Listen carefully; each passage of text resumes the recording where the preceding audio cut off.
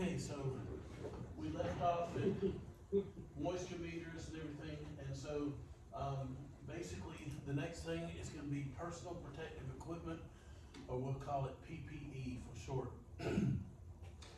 Now, you don't have to write these down, now, because I will get to what different levels of personal protection equipment that you're gonna have to use. This is the part of where we start going into the remediation part. We don't do remediation, however, in order to pass the test, you're gonna have to go through this. And in order to be knowledgeable about how the process works, you need to know this. So, personal protective equipment is gonna be, do you have to end up wearing what we call a Tyvek suit or a paper suit, whatever? What type of breathing apparatus we have to have, what do you end up having to have? Eye protection, gloves, do you have to have everything taped off? Do you have to wear gloves or anything like that? Okay, so that's what we're gonna move into now. So, as far as mold sampling, per the EPA, David knows this, testing is not necessary if mold is visible. Okay, so for the EPA, David knows that if you can see mold, then testing is not required. Okay, all right. Now, from our point of view, we want to test it anyway because we want to know what kind of mold it is so that we know how to kill it. All right. So, and the other thing is that we don't want to end up going to the bank with a picture of mold, because a picture of mold means, oh, well, we'll just, you can just wipe that off with any scrubbing bubbles or whatever it is, I mean, they don't take that serious. But if you go ahead and test it through the lab, and the lab says there's 12 different kinds of mold in there, and at least 6 of them can cause serious problems to people that are allergic, now you've got a problem. But see, there's a difference between what's going on. See, when I end up taking people to look around homes and stuff like that, if it's a vacant bank-owned property, then I used to do things as simple as this. I would carry a marble in my pocket, okay? And so if I was standing in a place and I would have somebody, I do 5-second shots, okay, of every point that I'm trying to make. Okay, you see the gutter up there? The gutter has a big dent that's right here. That's where somebody climbed up with a ladder, and it made this the lowest point in the gutter itself. So instead of the water coming out the downspouts at the end, this is now the lowest point. So the water comes to the lowest point and overflows here, and it hits the front stoop, which caused this to end up sinking, and there's a 2-inch gap in front of the foundation. You follow me? Yeah. I in 10 seconds, or I don't. And when I end up giving them a little USB, it says 5-minute USB of repairs needed at so and so. Because if you end up giving them something that's going to take them 30 minutes to watch, then they're not going to watch it. They're going to go, oh, I don't have time for all that. But if you're wanting to point out something, okay, so how many of you didn't think about that? Because see, that's one of the things that if you go to a property with me, then I'll go, you see that bush is dead and all the rest of them are alive? The reason being is the water's coming over and it's bombarding the top of this bush and everything, and it's because somebody climbed up there on a ladder to do something. And if you look at the gutter going across, then it's normally supposed to be high in the center and then go this way to where the 2 downspouts take the water off, okay? But since somebody climbed up on a ladder, they didn't put it between where there's a little support there, but you're supposed to put a rung on each side so that it holds it up. See, people don't do that. And that becomes the lowest point. And I can see that the water came over here it made all the front steps turn sideways and dip down, and if it's got a walkway and the walkway's all cracked, then if you follow the cracks from where you're looking at the front of the house, then it'll take you to where the water falls and you look up and you see where it all comes from. See, everything in rehabbing a house, you need to show what it's doing and why it's doing it, and what repair it would take to stop it from doing it. It's one thing to end up telling them this is wrong. It's another thing to end up pointing out, here's how I came to this conclusion. Y'all follow me on this? So I carry a marble in my pocket, and if I'm standing on there and I'm going, so there's a crack above the doorway here, that means the foundation is settled. Just to end up showing you a quick visual, I'll just say this is just a marble and everything, and I'll put the marble on the floor and let it go. And if it rolls and hits the baseboard, I've got a little video of, I just put this and let my finger go and it rolled away, or on a countertop. I've made my point, okay? And it's just as simple as a marble in your pocket, okay? You don't have to end up putting a level on something or say, you know, it seems to me in my experience, you know, dumb it down to where anybody can understand it. Right, good point. Yeah. So the goal is to fix the underlying moisture problem. So per the EPA, testing is not necessary. So David knows that. So y'all know what to do. Okay. Testing is not necessary if you see visible mold. However, as an investor, you want to test it to see what type of mold you have, and basically alert the seller to what it's going to take to fix it. And per the EPA, sampling should be done by a professional. That is true because you are the one doing the sample now, and you are a professional because you will have completed this course. By the way, anybody who's drinking coffee, I've got some creamer that's better than their creamer out there if anybody wants it. All right, so the types of samples are air samples, surface samples, carpet insulation and wallboard, which are called bulk, and water. And you want to have a reputable lab experience to end up doing the test results. That's going to be ProLab. We always use ProLab, P-R-O-L-A-B. Do not do this. Do not go to Home Depot, which I love Home Depot. Everybody knows that I'm involved with Home Depot and all this kind of stuff. Don't go to Home Depot and buy one of these $10 mold test kits, okay? You're gonna send it in and it's gonna tell you to send it to ProLab, okay? It's gonna be the greatest thing, you know, but the thing is that it's not the professional one that we do, you follow me? And so they're gonna sell your name to other people, and you're gonna get bombarded with people that's gonna try and do mold remediation, and you're never gonna get off of that list, okay? So we don't do surface samples unless we just want to. We don't do bulk carpet or insulation. We just want to do the air sample. The air sample will end up giving us to where it's radon, to where there's methamphetamine being made in the house, whether there's mold, toxins, allergens, bacterias. It's a whole array of things, to whereas you end up doing with a swab or something like that, it may indicate one particular type of mold, okay? So the one air test also does radon? Yes. Okay. Just do carbon monoxide. Anything that can be detected in the air or in the dust. Okay, so ProLab's always gonna be the people that we do. All right, we're gonna use an aerosol.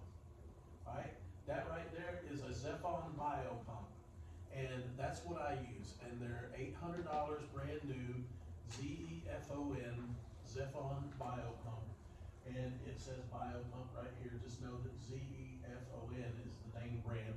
I end up going on eBay and searching for these things used, and I'll pay $200 to $250, and I'll buy them every time that I can find them, because people are always calling me up going, Pete, do you know where I can get one of those machines?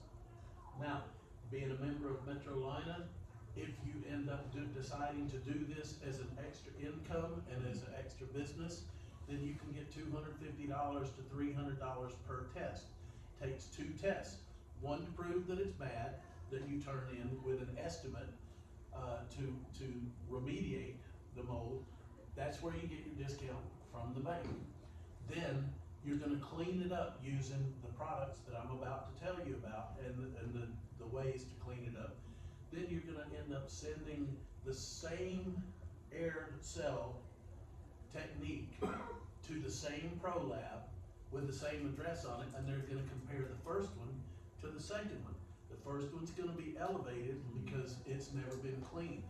Obviously, if I test for dirt right here and there's dirt, then I clean it and I send it to the same lab, they're gonna see that it's less dirty than the first one. So elevated, non-elevated, you follow me? Yeah. I always turn the elevated one in with my estimate to get the discount on the bank-owned property. The second one is what I disclose when I sell or rent the property, depending on what you're gonna do with it. Okay, but you do have to disclose it because you ended up forcing the bank to sell it to you, so you at least have to give them a reason to do it.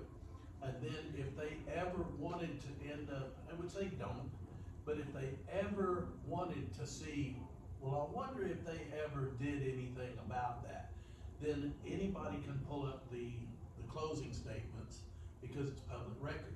And it'll be on the HUD-1 that it had been tested for mold and it had the test levels will be there.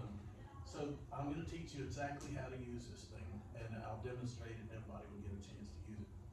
Did you say there was a Home Depot version? Yes, there's a Home Depot version, and I will end up pulling that up. I think we ended up taking a picture of it, and I'll try and show that on my phone, but we're filming with that. But it's $99, and it would be called an air sampling machine. So if anybody wants to mess with that on their phone, mold air sampler at Home Depot, $99 could be your search criteria. But Doug DeShields bought one of those and we've tested it out and it works just as good. It's just, this one, I know exactly what I'm doing and it tells me exactly what to do in the little box to where it says, do this first, now do this, now do that. So it's foolproof. Does the Home Depot, does it do the radon and all that? Or- Yes, Okay. as long as it tests for the air sample, Okay, then you send it to ProLab. It's the exact same cartridge, okay, okay, just a different machine. all right. Now, you can get different machines to do it, but here's the problem. A lot of people end up saying, well, you know, I don't wanna spend $250 or $200 for a used one, even though I know they're an $800 machine. Well, the reason why I do this one is because once I have it charged, which is a problem to charge it because you have to keep resetting it to make sure that it's fully charged. But once it's fully charged, then I can use it for 7 days without charging it again. But why would I want to end up having it to where it charges? Because 99% of the properties that you're gonna go look at that are vacant, bank-owned properties do not have power. And the cheaper ones of these, you have to plug in. So you're either gonna have to bring a large extension cord and plug it into the neighbors, or you're gonna have to bring a small compressor of some sort or a generator, or have it to where you can plug something into your car, so that you have power. That's the biggest reason. Okay, Yeah, that's so- a big reason. Because, you know, and it's great, and I love that one at Home Depot, and it's great, but the thing is you can buy cheaper models, but then you gotta make sure that you have a way to get to power. Alright, now this is called a chain of custody. Now, what this does is simply this: everybody ends up watching CSI Miami or a show that's very similar to it. What that does, by the way, we're all coughing a little bit because we've got aspergillus, right above us. And we've got a little bit of a tickle in our throat. But, this right here is called a chain of custody. Anytime, any of you that have ever seen any of the NCIS or CSI, things, know that they're always talking about, oh, you broke the chain of custody on the evidence. Okay, so there is a chain of custody on this so that you can maintain the integrity of it. It doesn't matter that I touch it and David touches it. That's not a violation. What's a violation is if you need to know whether it's, whether what you're testing with, like a swab or an air sample, whether it can be exposed to heat, left in your car in the sunshine. You know, it might be 80 degrees outside, but it's 130 degrees in your car, you know, or something like that. Or do you have to refrigerate it before you send it, you know, and stuff like that. So this right here is simply this. This is a ProLab thing, and when you end up signing up for ProLab, you can either go to Zephon.com or ProLab.com and order these things. Now, what they're gonna do is they're gonna end up sending you prepaid stickers, and they're gonna have your code on it. And let me get one of these real quick, just to show you what I'm talking about.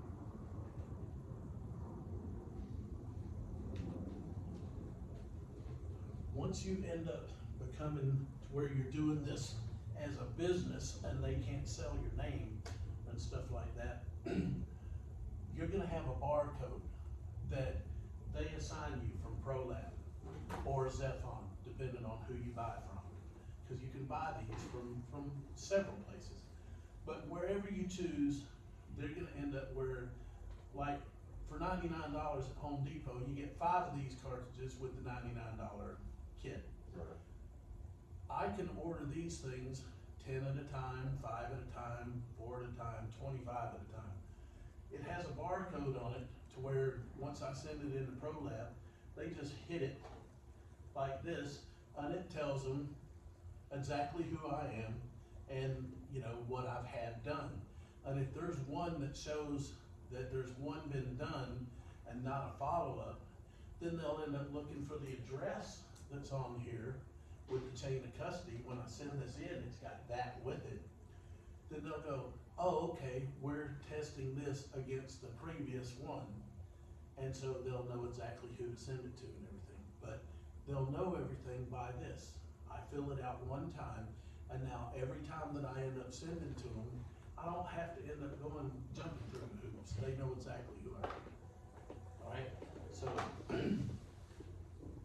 I'm going to end up saying, the company right here would be you, okay? And then the contact would be you, or if you end up wanting to do this and you wanna hire people to do it, like some people end up bringing in employees, or people that they're gonna work for. If you can charge $250 or $300 per test, which is reasonable, you know you're gonna pay $40 for every one of these you send in. That's why I say don't do it in multiple places. You're eating up your profit, okay? Just do the one because it's gonna test it, that does the whole house, but you do it in the kitchen, all right? So if you end up having people, like you could bring 3 people to this and start a company to where you buy one of these machines and you end up saying, all right, y'all can use my machine and everything, and you set them up. I'll give you $100 for every test you go perform. Once you get there, the only thing that you've got into it is your drive time there, the setup, which is 10 minutes, then you run it for 10 minutes, and then you end up packing up and you leave, okay? You offer them $100 per test.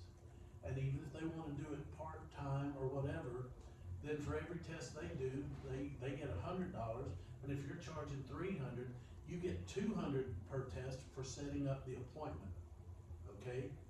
And then you pay for the $40 to have the results and everything, and it's sent to you, so you're minus the $40. So if you're getting, if you're charging $300 and you're giving them $100, and then you've got 40 out of 300, well, left. That's how much you make off of each test, and you're not even doing it, okay? Even at 250, okay? You give them 100, you have 150, you pay 40 for this, you're making 110 just to make the appointment. Now, where would you get your appointments from? If you ended up being a member, and you went to Triad, you went to Metrolina, you went to, North Carolina or NC-RIA, whatever, and you ended up handing out cards that I do mold inspections for investors, and I can get you somewhere in the area of 25% discounts and everything, and I charge $300 per test or whatever it is, okay? So then that's how you advertise. People call you, you set up the appointment, get the address, you give it to the employees that you end up having watch this presentation that you are now seeing. You're gonna get a copy of it. You cannot certify anybody because you're not approved to teach it. However, since I taught you and you end up supervising somebody watching this, and you end up sending me the information that says, please send me a test for this person, and I will send you the test, I grade the test, and now they can end up working for you to end up going and doing it if you wanna do it as an income stream. Right? One question, Yes. so let's say you have started a business, does the business have to be particular for business, to be able to do any of these? Okay, so in some states, you have to end up getting a business license because you're charging money to do it. So you'd have to have a business license or an EIN number. But if you already have an LLC that provides services for real estate related services, then this could very well be just added to your LLC as one of the services that you provide, okay? And if you've already got an EIN number, or whether it's your own sole proprietorship, you're using your own, tax number, then basically, if you're having an income come in, then what they wanna do is they wanna make sure that they get their pound of flesh from the money that's being made, okay? Now, you're not required, if you're not charging money or you're doing it for yourself, you don't have to have a license. If I'm doing it for you and I'm not charging you anything, I don't have to be licensed, I'm doing it as a favor. But if you're doing it as a business and you're charging money for it, then you either have to put it under your LLC, or whatever entity that you're operating under, and just make it one of the services that you're providing. But I always end up saying, just make sure that your state doesn't require it to have its own business license.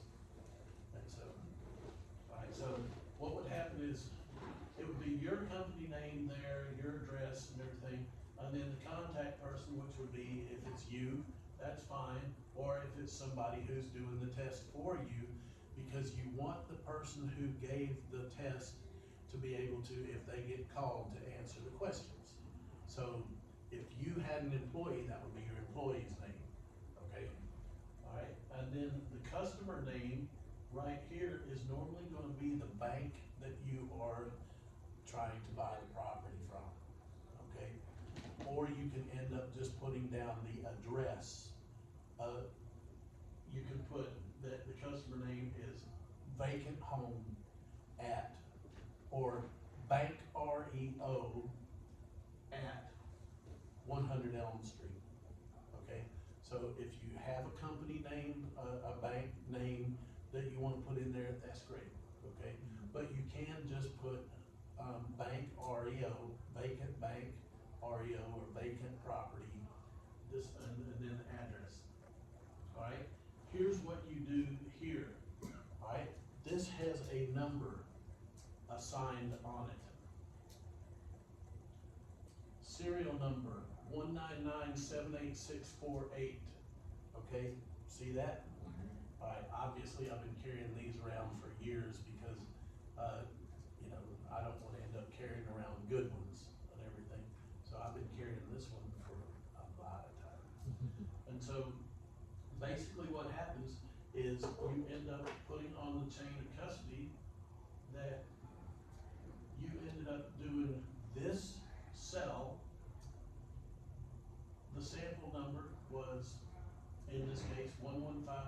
6. I did it in the kitchen. And then right here, it tells you, you need to mark when you did it. Next day, same day, third day, or I want my test run stat, which means I want my results today. So the day you send it overnight, if you write stat on it, but like if you've only got 4 days of your 10-day inspection period, you write stat on it, and then they will end up, the day that they get it, you send it overnight, the day they get it, they'll run the test and send you the results that day, but you pay $100 instead of $40. Alright, but see, I always want you to do it the same day.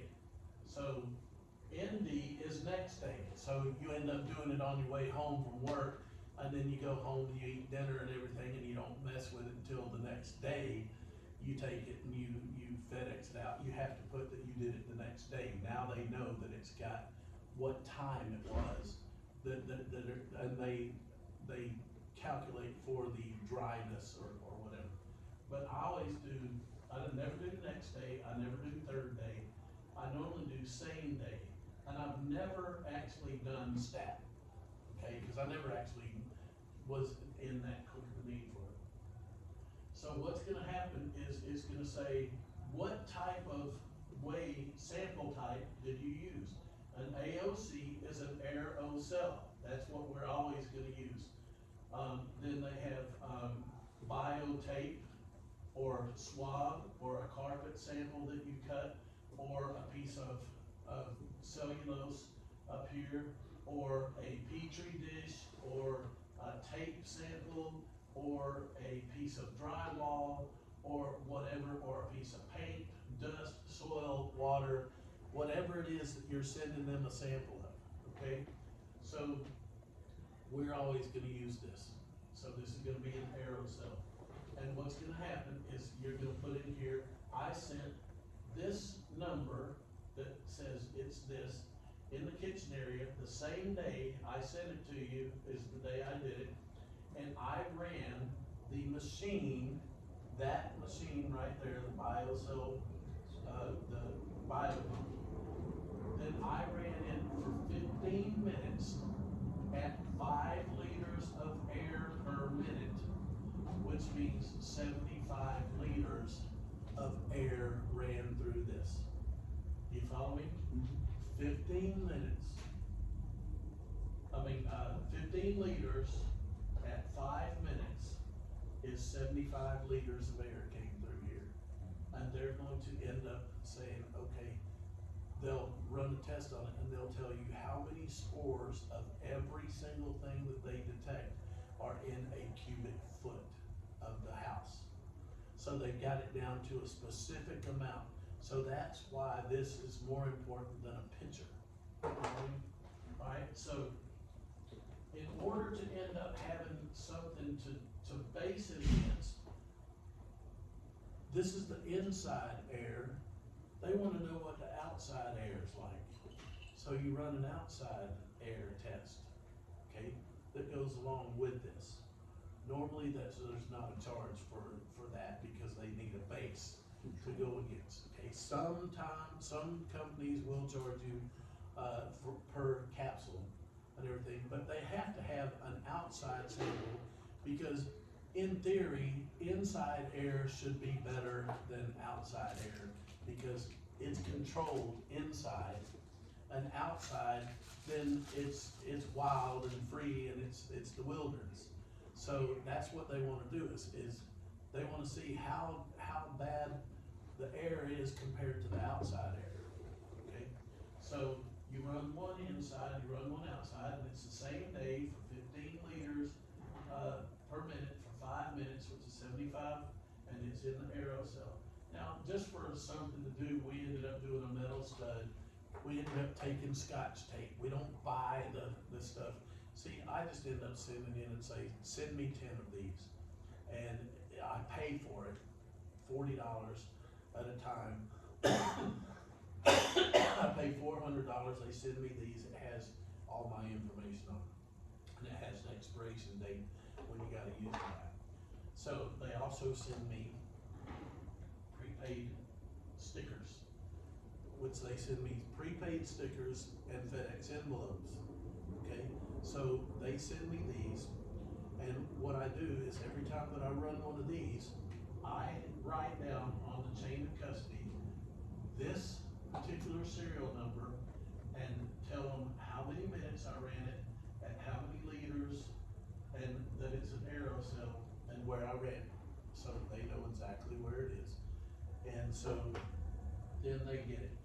I end up taking the prepaid sticker that they put on there, I put it on the FedEx envelope and I send it, okay? So I'm already paid for up front. And that's where you put your prepaid stickers, for as many as you wanna send in, then you can do it. And then it says who it was done by. But then, over here, you end up having to put, well, when I took the test, there was no rain, there was no snow, there was no sleet, there was medium wind, and there was, you know, it's just gonna ask you about what type of day was it. They wanna know if it was raining, sleeting, snowing, or whether it was just a regular old day. Alright, so that's simple enough. Alright, so then, right here it says, how do you want your report delivery method? Do you want it sent by fax, email, or mail? Well, since we're normally in a 10-day inspection period, we want it emailed. Because that way, as soon as we get it, then we print it. And it prints right off of our home computer. Alright, is there any question about the chain of custody here?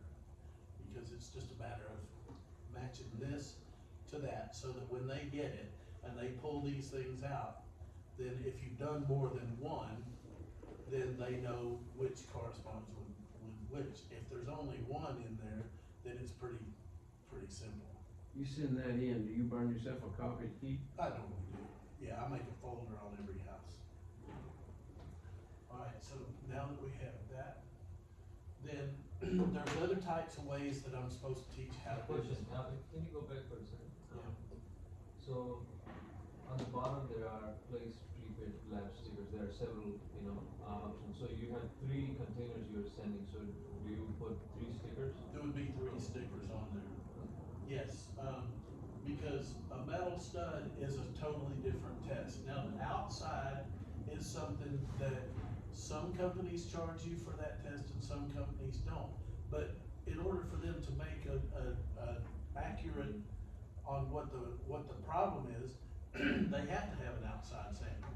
So unless you're dealing with a company, because there's several companies out there, but I like ProLab, and the last that I checked 6 months ago, ProLab was not charging for the second one.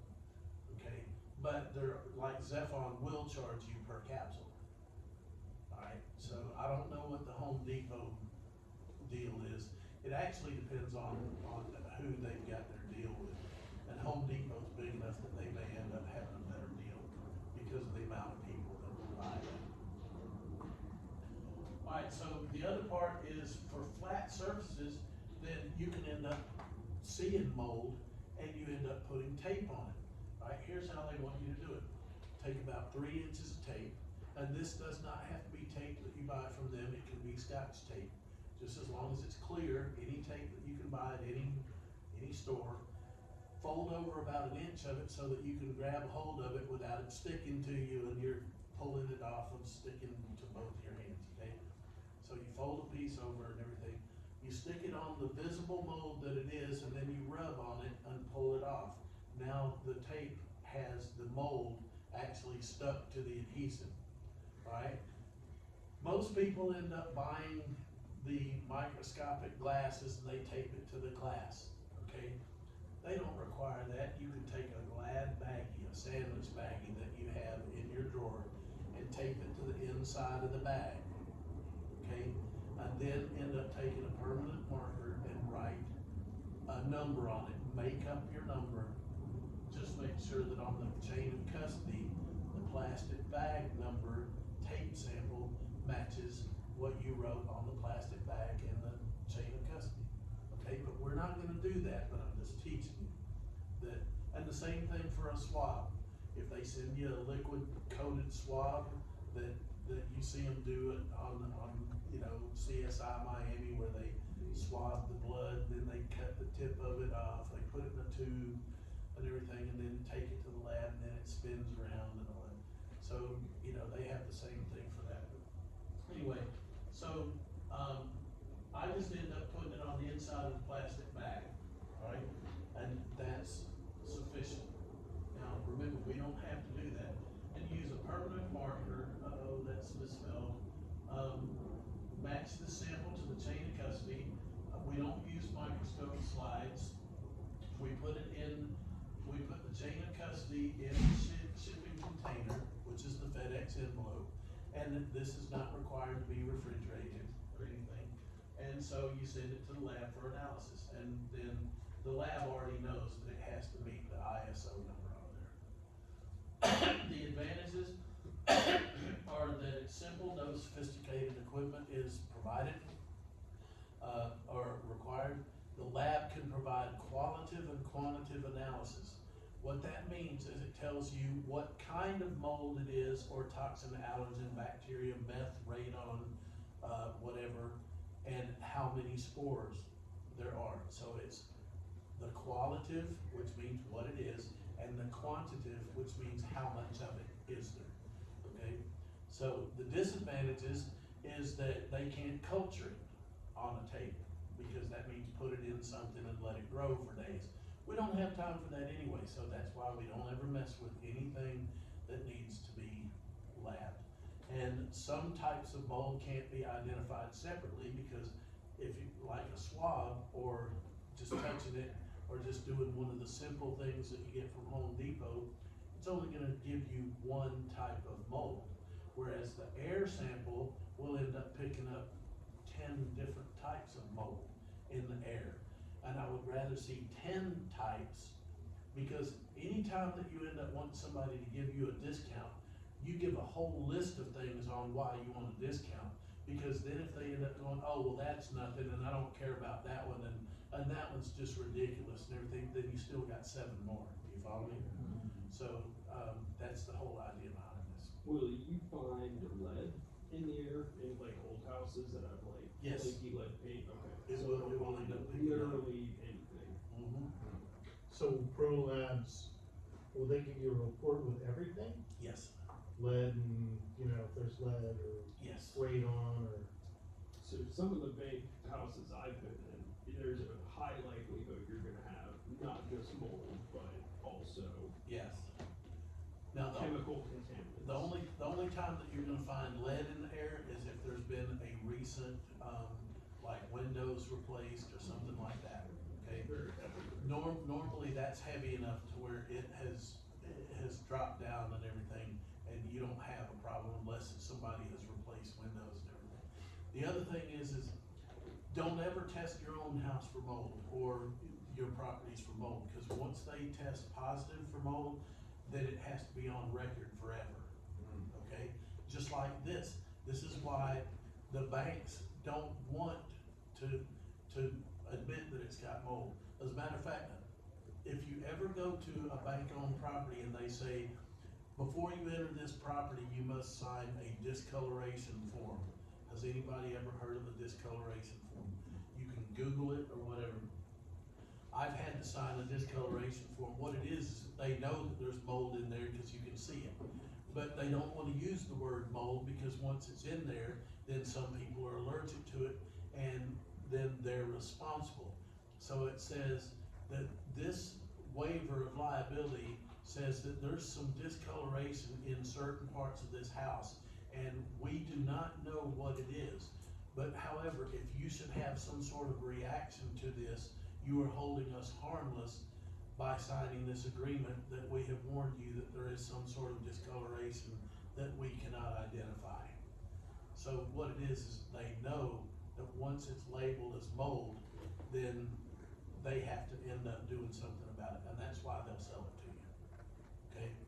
Does that preclude you from running a test? No. So No. you sign it for your kind of, they're Right. protecting you, but you go in and now you present it to them, they gotta disclose it. Yes, and see, what the biggest defense they're gonna have is when you end up putting in the lower offer, they're gonna go, well, we told you right up front, we're selling this property as is. You know, we weren't planning on fixing anything, it's as is. And you're gonna end up saying, I'm not asking you to repair it or remediate it. I'm asking you to give me what it's gonna cost me to remediate it off. So somebody, now that it's tested positive, somebody's gonna have to pay to have this cleaned or remediated. So you can either do it yourself and now you have the liability if you sell the property, or you can sell it to me at this price, and then the liability is waived on your part, and you have no more liability whatsoever, and then it's up to you. And you protect yourself by having a non-elevated when you sold it or rented it. Has Okay? there been any situation where they said, okay, we will do the remediation? No, but what they have done is they've ended up saying, well, we won't give it to you for the price that you said, but we will end up, doing it for this price, and they may have come up some money on the price and everything, but you're still at about 20 to 25% off. Do you have to disclose to them that you're gonna take a mold test? No, Alright, no, because when you do your inspection period, then you're allowed to do anything that you want as far as your inspection period. That's what the inspection period is for, to find out what repairs or anything that you would have to do in order to end up making this house, where you would want to buy it. okay. Okay, the biggest thing is that they're gonna end up saying, we told you it was as is, and your remark is, I'm not asking you to fix it, I'm asking you to give me what it's gonna cost to fix it. And if they don't, then they by law have to disclose every document that you gave them, so now they're in a rock and a hard place. So they either wanna make a little bit more money off of you and they'll counter offer you, or at some point, they're gonna have to sell the house to somebody that will buy it with mold and release them of the liability. Alright, so, as far as the swab, they always come wet in a tube, you end up wearing gloves when you do it. You can actually end up doing 4 samples with a swab.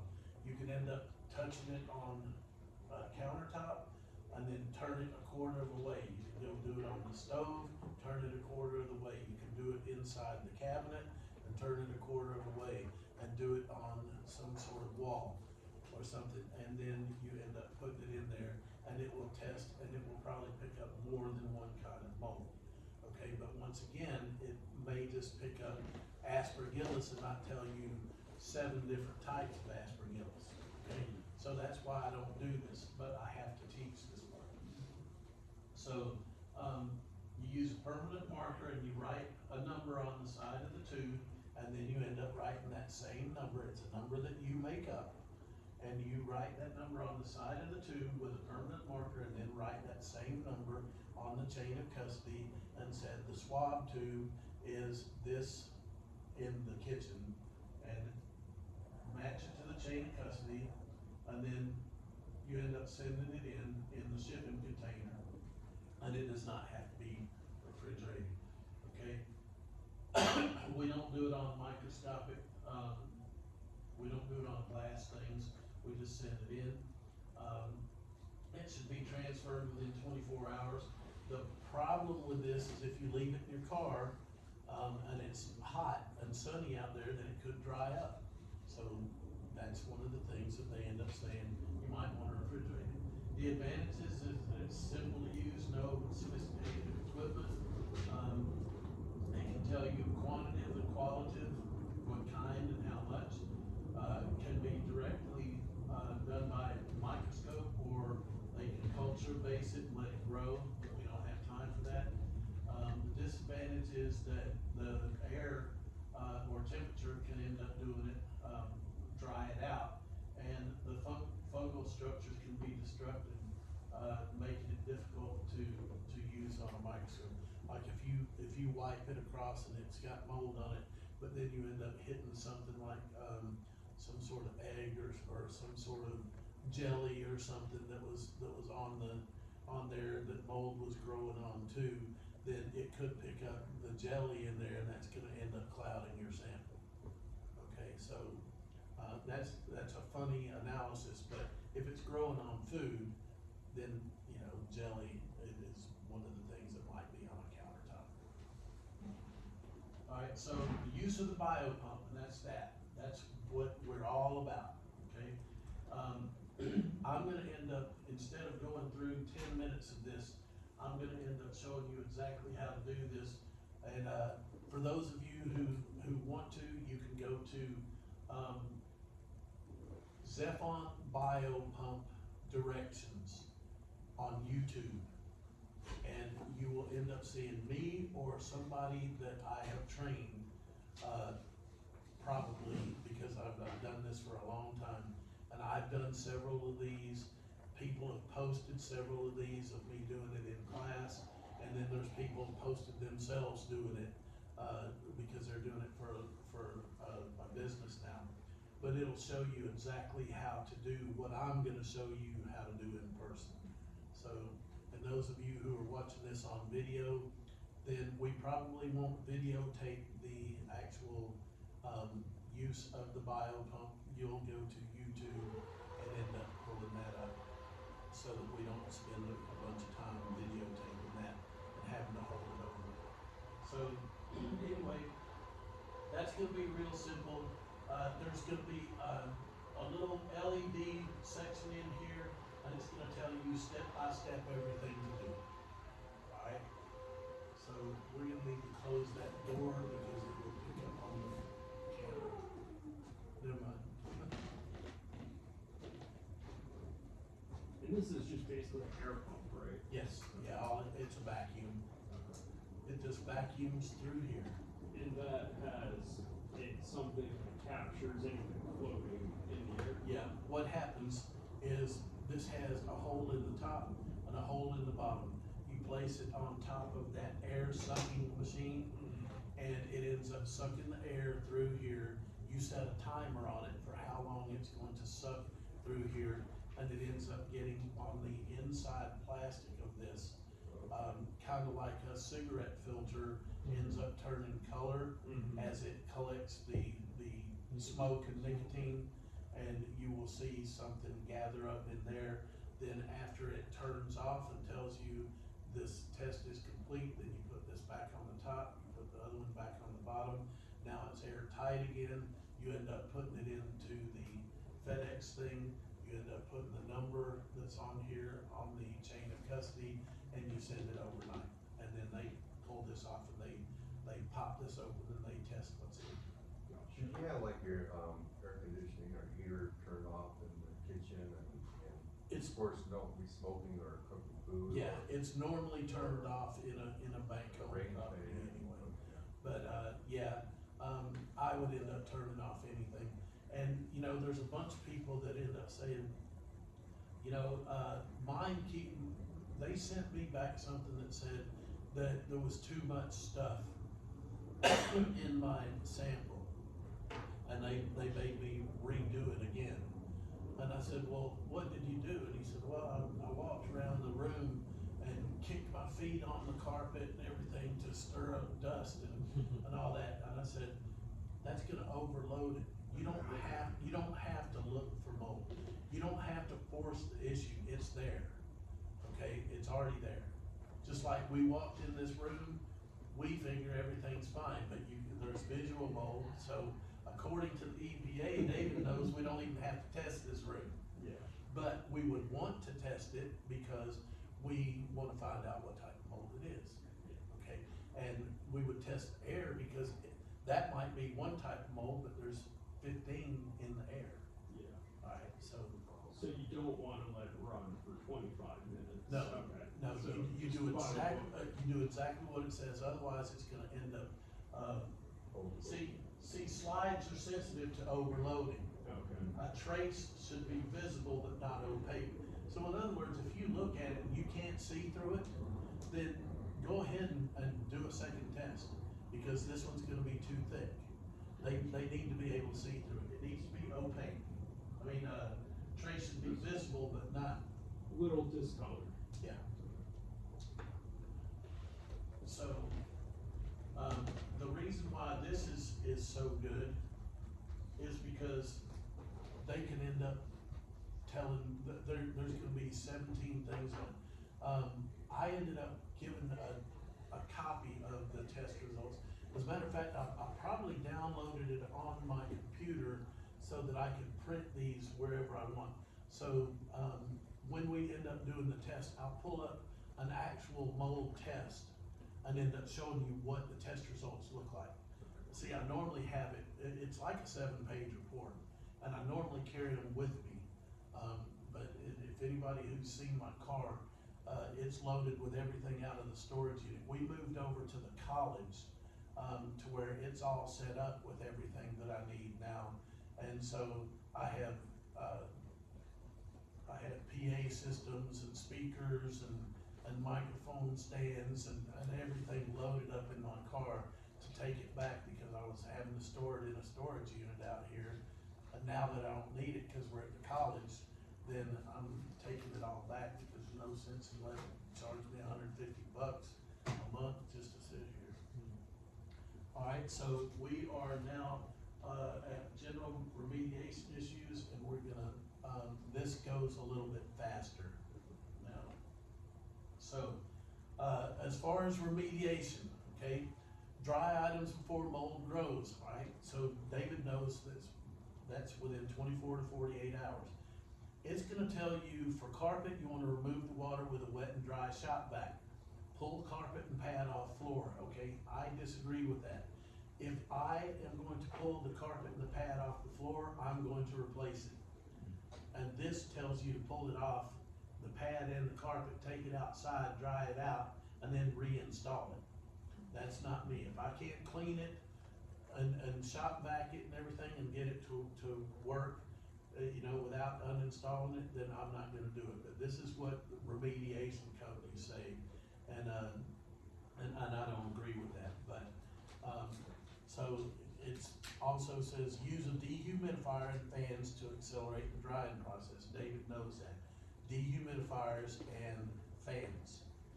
Alright, as far as concrete and cinder block, if it's got water down in it, then you're gonna end up using a water extraction vac to suck the water out. Okay, as far as any hard surface, vinyl, ceramic, tile, linoleum, those are things that you can end up vacuuming with a shop vac, or you can damp wipe with detergent. Okay, that's the Clorox wipes, or Lysol wipes, whatever brand that you want. Alright, those are all acceptable cleanup processes. And remember, you don't have to do this, just your cleaning crew that you get to clean up after you, have them clean your kitchens, your bathrooms, wipe down your everything with Microban Plus or the other Concrobium mold control at Home Depot. Any of those products that I told you about, shampoo the carpets with it if there's carpets in there that you're not replacing and stuff like that. This will end up killing all the stuff so that you'll get a non-elevated test. You probably wait a little bit before you test again, right? 24 hours. Okay. Yeah. Alright, non-porous materials or cellulose, David knows that, you end up having to replace those, but you can vacuum, damp wipe with detergent, cloths, which are the Lysol wipes, or, you may require having to scrub on it. Upholstered furniture, you can use water extraction vacuums, fans, dehumidifiers, and heaters. If you have hardwood floors in there, then don't use the great big heaters like the kerosene blower heaters that people use in the winter for when they're building new houses to keep them warm. Because if you do that on wet wood, then it'll warp the hardwood floors. So you put fans in there and turn the heat up on the thermostat, but you don't put hot heat in there. It'll warp the floors. And these are all guidelines for clean water damage. If it was flood waters, you would not use fans in there because then it blows everything around. And so, if you look right here, this is mold on a shower curtain. See how this climbs? Okay, that's not a toxic mold, okay, because it climbs.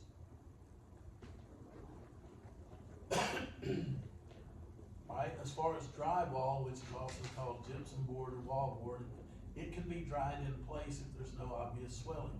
I also told you to cut a wall cavity in it with a, you know, a doorknob hole cutter. And I told you what I would do if I was gonna do something like that. But you see this right here, where it's climbing all the way up the wall? Okay, that right there is, to me, a non-toxic mold without testing. Okay, that right there to where it's solid color and not moving, even though that's, the only reason why I think that might be toxic is because it's got no place to go.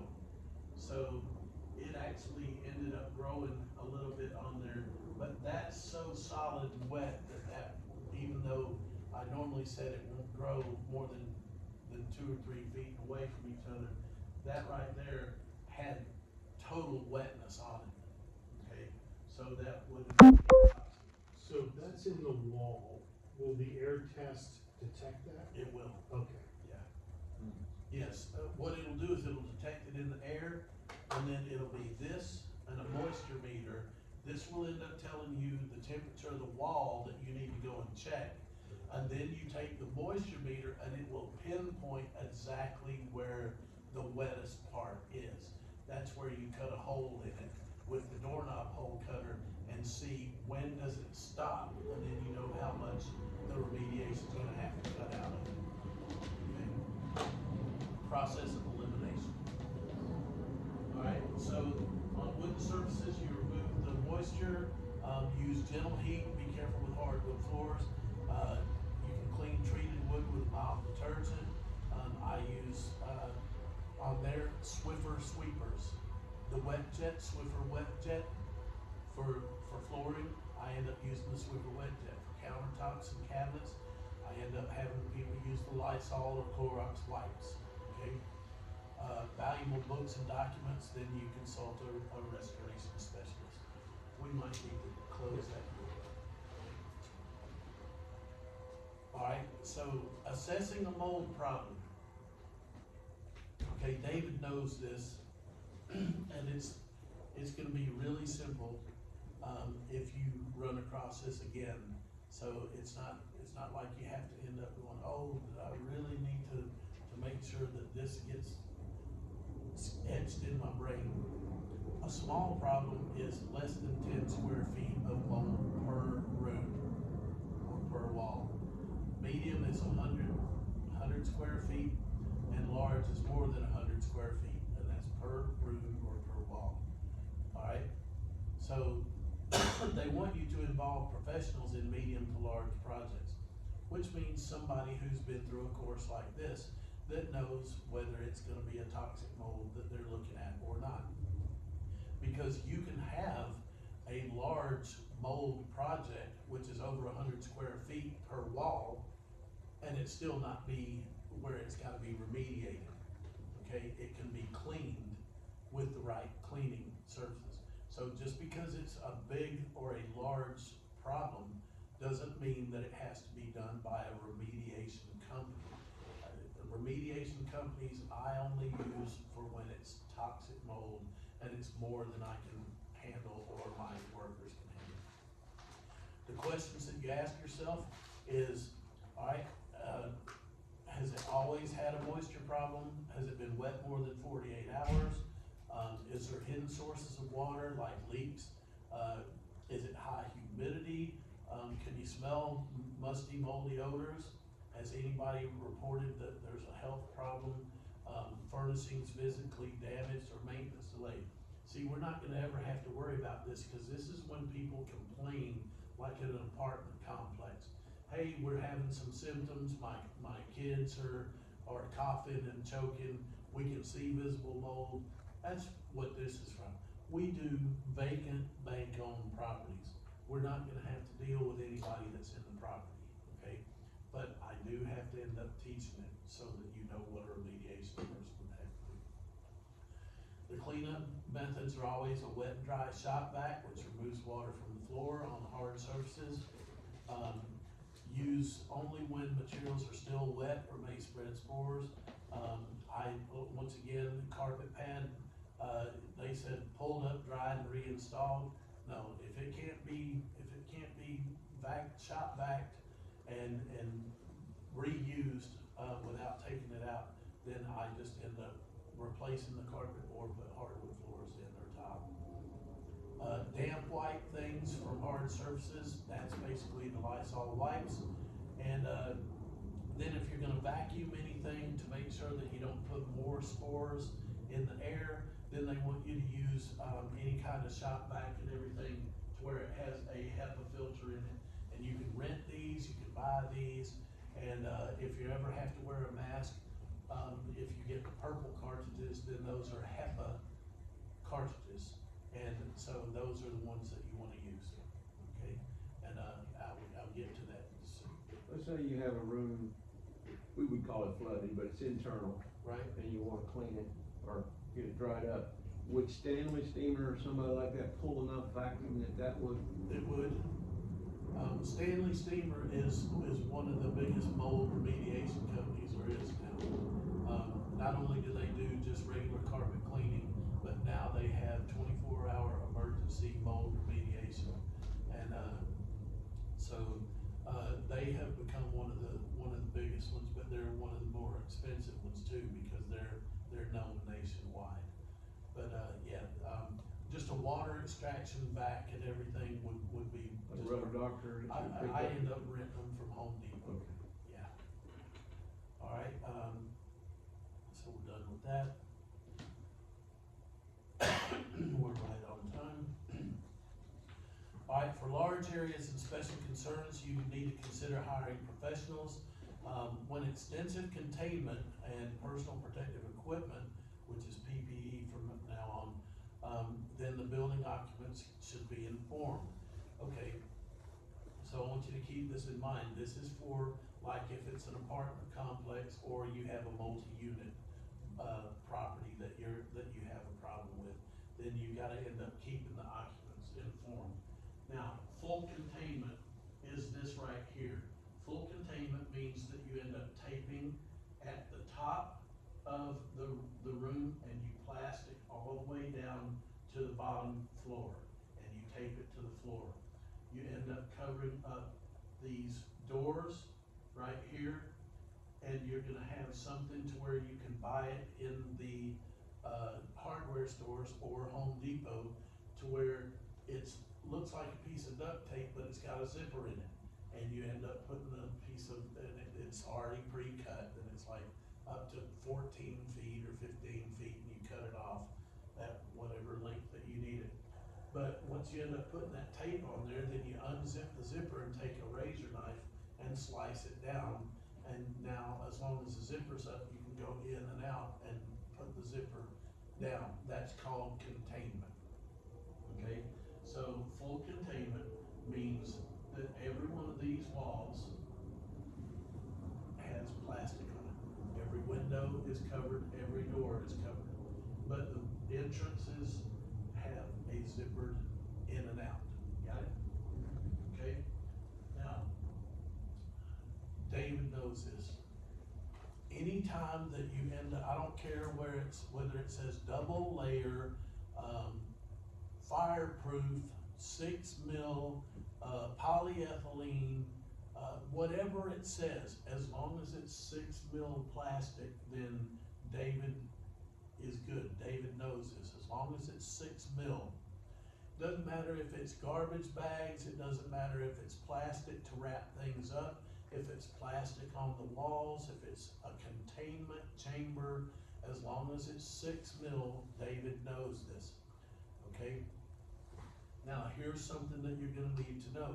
There's something called a contamination chamber, okay? And this works for whether it's radon, mold, asbestos, or lead-based paint. Every time that you have an infected room, then you're gonna have something that comes out about 4 feet from the doorway, so that it's gonna come inside, and you're gonna have these little poles that are spring-loaded, okay? You get them at Home Depot, and remediation companies have them. You're not gonna need it, okay? But you need to know this to pass the test.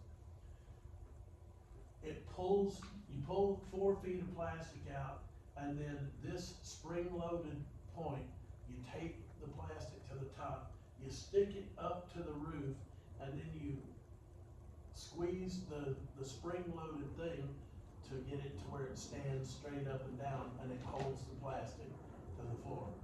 Like a shower curtain rod that you twist like this, but this is spring-loaded, okay, like a pogo stick. You press down on it, and it tapes the plastic to the top, and then it holds it up there. And then you have the plastic running from one side all the way around. Now you have a 4-foot box, and you have another zippered entrance. So now you have a square box in there that comes in the door. Do you follow me? Okay, there's gonna be a 6 mil Glad garbage bag, big black plastic garbage bag, 6 mil. When you come into that, if you're a remediator, then you're gonna take off your suit, your gloves, your goggles, your head rest, your booties, everything, and put it in the bag. The only thing that's gonna be left on is your respirator, okay? That all gets left in that little plastic area room. And then you end up pulling it tight, twist it up and everything, spin it around in circles until you get about this much of the black plastic bag called a gooseneck. And then you tie that in a knot, and it does not let any of the dust come out. And then you walk out of the decontamination chamber, you take off your respirator and put it in a 5-gallon bucket that's got water next to it. So that way, the only thing that you're wearing besides the clothes that were underneath your paper suit is the respirator, okay? And you drop it in the water so that no dust ends up coming off of it. So, I mean, it's pretty serious sounding and everything, but that's what you do. Respirators should be left on, and Dave knows that, until out of the decontaminated area, or decontaminated area. Alright, there's what I was just describing, full containment with the zipper piece in it. The HVAC should always be turned off when you're in there, okay, so that it's not blowing stuff in there. See the intakes and supply valves, okay, this is an intake right here, and this is a vent. They want you to cover those up, alright? We use Glad Press and Seal, okay? Y'all seen advertisements for that? You get it at the grocery store. It's basically saran wrap that is sticky, and you put it over the light switches, you put it over the electric sockets, anything that air can get in and out of if pressure did anything, and the air conditioner vents and stuff, and the returns. We use Glad Press and Seal so that it can't be, it can't have dust in there, alright? It must be done by professionals. Whenever you're in a confined space, alright, I want you to notice that it says that special procedures may need to be done and an attendant posted outside if it's a confined area. Like, if David and I were working on a property and I had to go into a crawl space and I had to crawl around in a closet area or something to where there was a water heater in there, and I'm fat, and if I got stuck, then I would have to have a second person within hollering distance to come and pull my fat ass out. Okay, so that's what that means. Okay, if you're working in confined spaces, then OSHA and the EPA says that you have to have a second person around, so in case you need help, that you can holler for somebody. The other thing is it may be low in oxygen, it may have poor lighting, and it may be difficult to exit, okay? Next, to limit the spread of mold and minimize the exposure to anybody, then it's gonna require professional judgment, and heavy growth in a small area releases more spores than light growth in a large area. We've already figured that limited containment is under 100 square feet, and full containment is over 100 square feet when the spores can be spread throughout the building. Negative air pressure needs to be contained, and what that means is when you're coming from the ceiling to the ground with your plastic, negative air pressure means that the plastic, if it ends up not sitting flat against the wall, should come inwards, which is negative air pressure. It's pulling it towards you, not positive air pressure, which means that it's pushing it. Okay, because if it's pushing it, that means that air could be flowing. Negative air pressure means that it's not blowing, it's sucking. Okay, so that makes a difference then for some reason. We've already gone through the negative air pressure, we've gone through the larger than 100 square feet. And remember, poly sheeting, no matter what they describe it as, fire retardant, or any other adjective they wanna put in front of it, as long as David knows that it's 6 mil, it doesn't matter, then he's good. Alright, so it should billow inward. If it flutters, then containment's been lost. Alright, so single 6 mil fire retardant polyethylene, remember just David knows 6 mil, it doesn't matter all the other things. You're gonna have a slit entry, it's gonna be covered with a flap. You're gonna end up securing the plastic, around doors and windows with duct tape on the floor. On large areas, you're gonna use the, spring-loaded, poles that I told you about that you can rent or buy. They're dirt cheap and everything, they're real easy. I already told you that you got a sealed air vents, doors, pipe chases and everything. That's Glad press and seal, okay? And basically the, HVA system has to be turned off, and, containment is always installed from the floor to the ceiling for full containment. And, you always replace all the filters in any air handling products before you allow anybody back in there. Alright, so full containment means a double layer 6 mil fire retardant polyethylene sheeting. The decontamination chamber is something that has to be done, which I described for you. It has to have the slit entry covered so that you can go in and out and close it behind you. You have to end up taking off all of your personal protective equipment inside the contamination area and put it in the sealed 6 mil Glad garbage bag, twist it up, tie it in the knot, and you wear your respirator until you get out and you drop it in a bucket, okay? So we went through all of that. Alright, and so personal protective equipment, there's 3 types of personal protective equipment, okay? They're always gonna have gloves, they're always gonna have goggles, okay?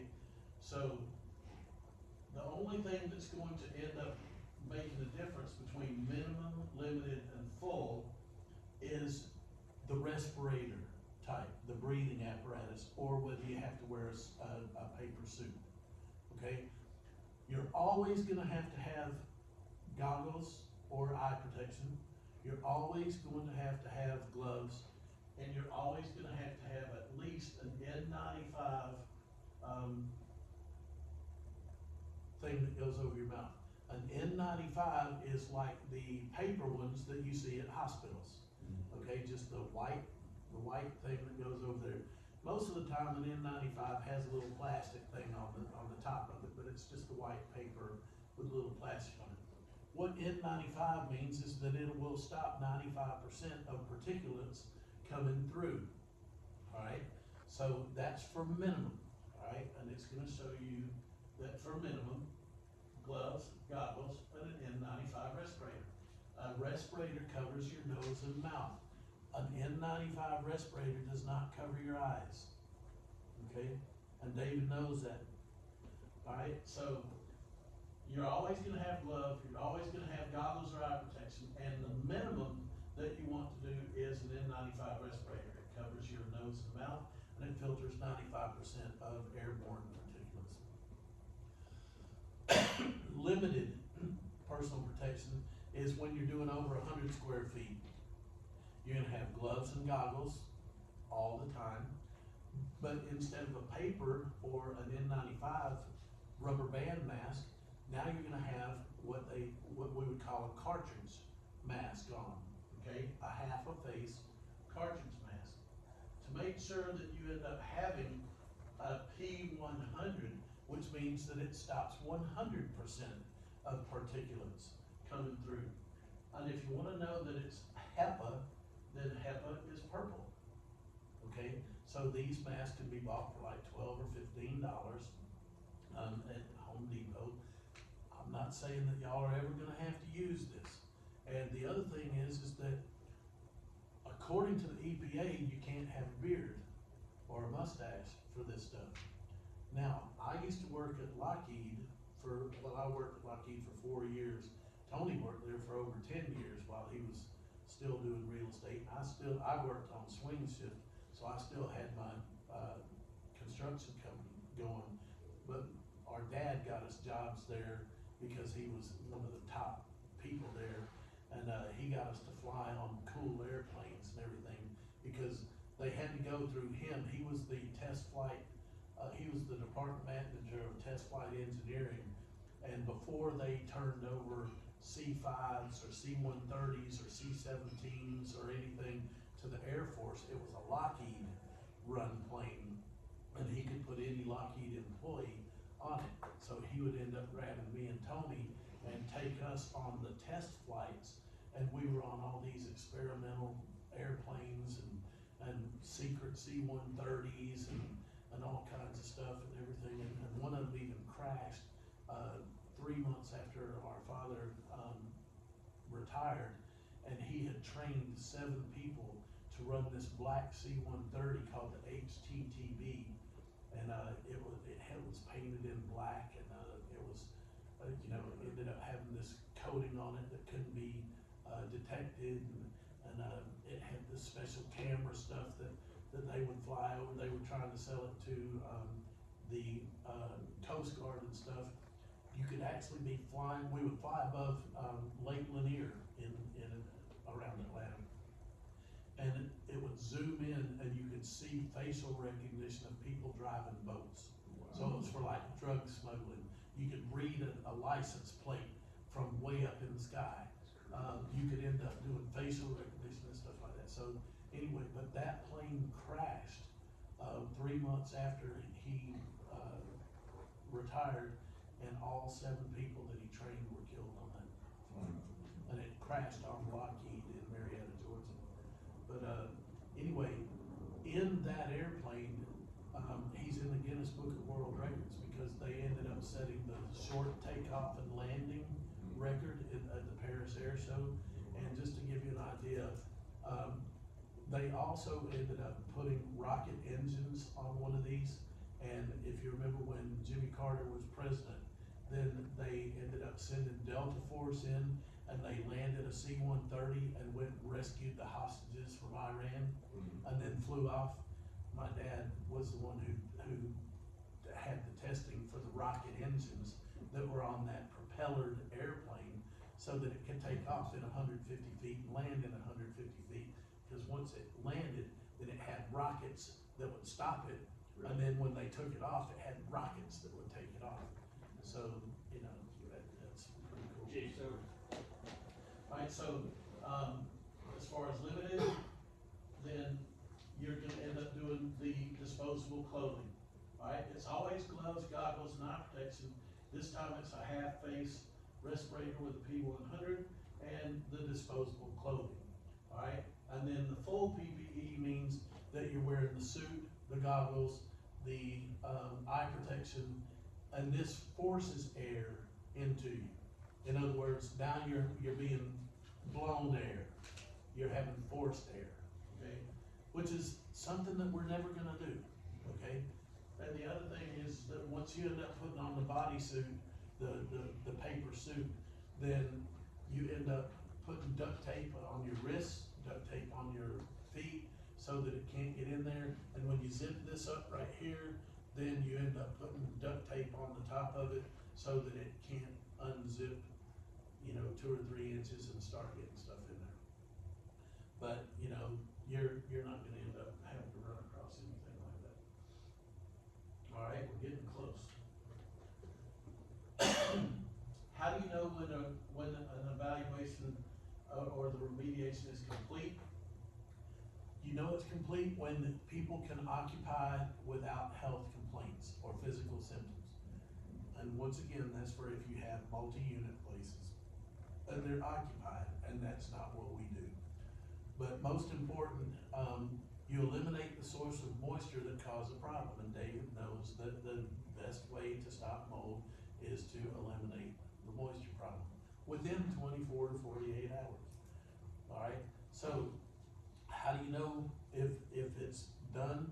Well, if visually the mold is gone. If you can't smell a musty odor, then it's good. You can do samples to compare the mold levels inside and outside if you want to. What they're basically doing is telling you what I told you before. We end up doing a before to prove that it's bad. Then they talked about remediation. I talked about we do mold cleanup. That's the difference between what we do as inspectors. See, all we do is we verify that we take the test of what's in here and send it off to an independent laboratory. That's all we do.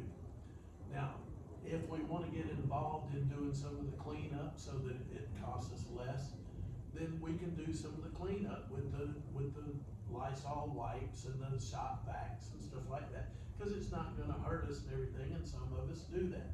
Some of us do a lot of the stuff ourselves. But if you're like most people these days, then you just wanna hire another company to do it. All you have to do is make sure that they use the chemicals that I told you for their cleaning stuff, and instead of what they use. And then, once you end up paying them to do your regular cleanup like you were gonna do anyway, then you retest it, okay? So I always end up doing a second test and everything, so,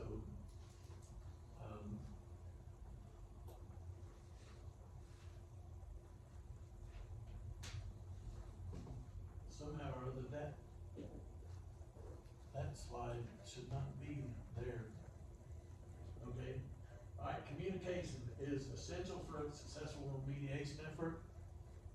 You need to establish that the health and safety of the building occupants are top priorities. Demonstrate to the occupants that their concerns are understood and taken seriously. Present clearly the current status of the investigation and remediation, and identify a person who's the building occupants can contact directly. In other words, if you were doing remediation, which we do not, then you would have somebody like an apartment manager, or, you know, if it was your property management company and you had a 10-plex or a 4-plex or whatever, then you would end up telling them, okay, here's what's wrong, here's how long it's gonna take, here's what we're gonna do, here's when it'll be finished, and then when we get finished, we'll have a meeting and let you know that everything's done. But I'm telling you, you tell everybody else. You follow me?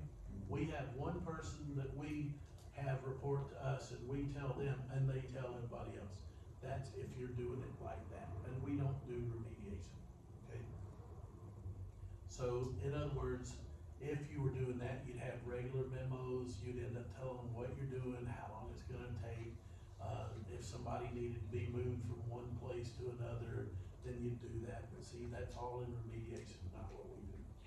Can you work with homeowners, if you wanna take it to the business side, and recommend, like, easy cleanup?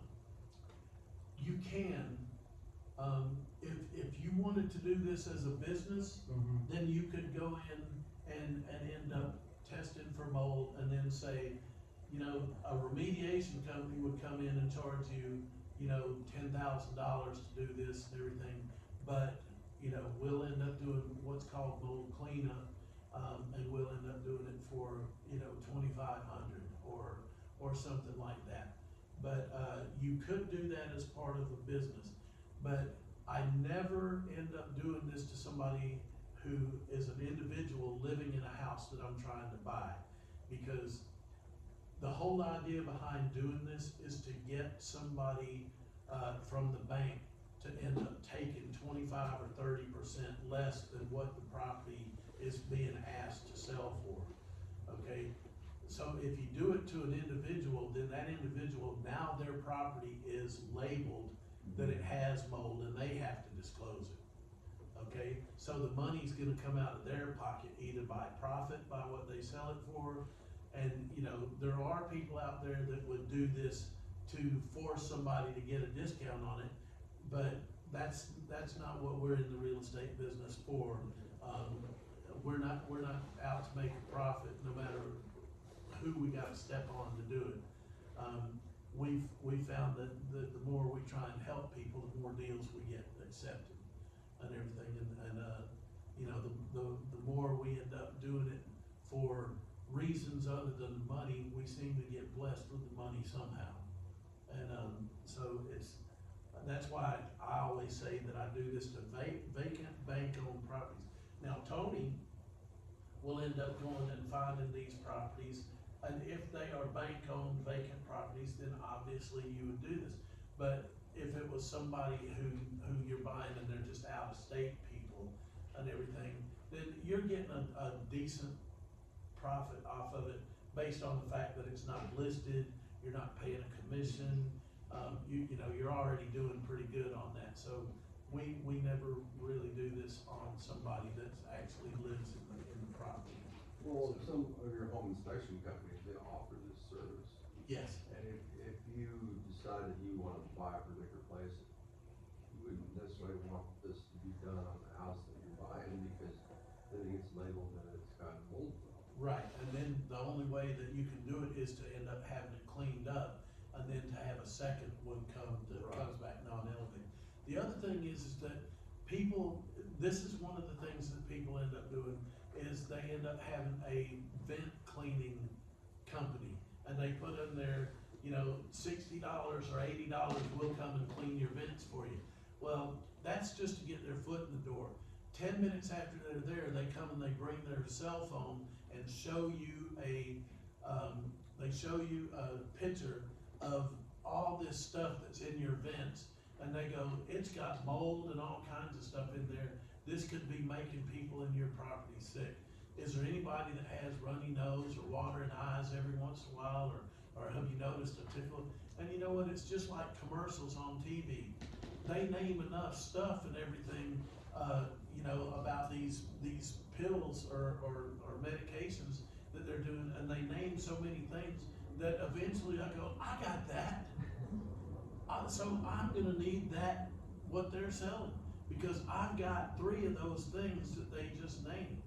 But the thing is that what they do is they say, so it's not $80 anymore. I mean, we can do the $80 thing, but you know, now that you've been informed that there's mold in there, you could end up getting serious illnesses and stuff like that. So we have this program that for $800, then we'll end up treating it for this, that, and the other, and it's an upsell.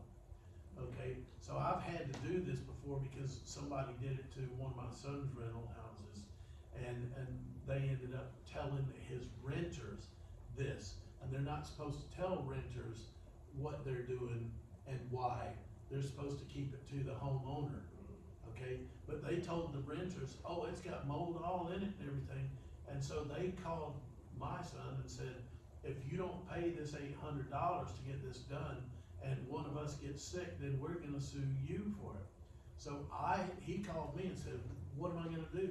So I called the owner of the company and ended up saying, where did your vent cleaners get their mold certifications from? Where did they end up taking mold classes? Are they certified to or qualified to even end up telling what kind of mold it is? How do they know that there's mold in there?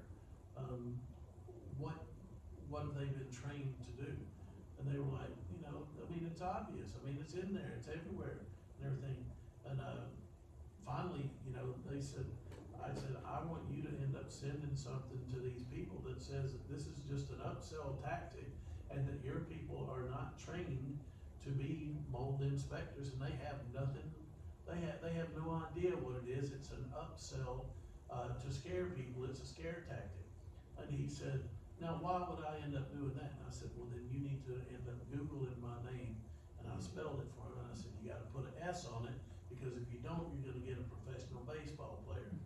But if you put an S on it, then you're gonna see that I end up teaching mold inspection classes, and I teach people how to determine what types of mold there is, and what it would do, and what causes these symptoms, and what causes that, and how to clean it. What are y'all's people gonna clean it with? What products do you use to clean it with?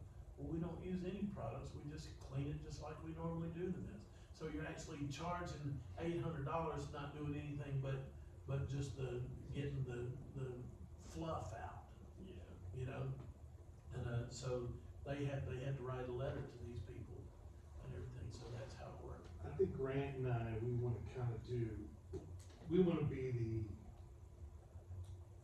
for the housewife, right, or the, you know, hey, I'm concerned, somebody came in and said, you got all this mold, you know, can you guys check it for me? Yeah, Or You put it know, on. Or radar, yeah. I think a lot of people would really, cause I wanna test the house that I'm renting, I don't wanna Right. screw up my landlord, I just wanna know if I'm, gonna get cancer in 20 years. 'Cause Right. radon's bad, right? yeah. So, So like, is there a way to do that without, like, saying, hey, landlord, now you Well, gotta can't you- disclose can't these you- 17 types of mold that everybody knows aren't an issue? Can't you get the results for this test without disclosing the property address? no, actually, since you will end up having a certificate for this, then you can end up saying, you cannot sell my name to somebody, I'm actually in the business of this myself, and, you do not have my permission to end up selling my name, and they can only disclose to you, Okay. alright? So, I'm trying to end up seeing where. Well, you said that you shouldn't do this on your own properties, but if, No, I said that you shouldn't do a lead-based paint test on your own property. Yeah. Cause that right there has to be forever. Every time that you close on a property, there's a question on there that says, does this property contain mold? And it says yes, no, or I don't know. You wanna always put I don't know. Okay, because once you end up getting a test that says that it's positive, then you have to 100% always end up saying it. Okay, my mouse has disappeared. I'm trying to end up going to where I can show y'all the mold. It where's shows the up there. cursor? Well, about to it. I think we could It's on probably the projector. get people like, You know what, you know what it is? I think that It extended. somehow I ended up having to where this has two screens open, and I don't know how to fix that. I can fix So, that. okay, alright, but apparently that's what's wrong. So to clarify, I'm a little confused. Cause see, that's not what's on You my want me to do screen. that right now? Yeah, please. You're saying that if I live in my home and I wanna test it for mold, I can test it for mold, but never say that I know there's mold? Yes, that's something that you're not required to do until you end up selling. But then you know how to end up getting a non-elevated by running a cleaning system through with the products that I told you about. Okay. Who would know that you run the test? Do what? Who would know that you run the test? Just because it would become, well, if you're not turning it into, Right. to the bank, In other words, if then the you're only person that would know would be the you. testing company. But then again, in all fairness, True. are you actually supposed to disclose? Yeah. Well, now you get So into- then it becomes a personal issue. Yeah. Okay, it's not something that I should be teaching up from the front of the room, Right. saying, no, don't disclose and everything. So, while we're recording and everything, then let me tell you, you must disclose everything and be as upfront and honest as you can. And everything, and we'll go with that. And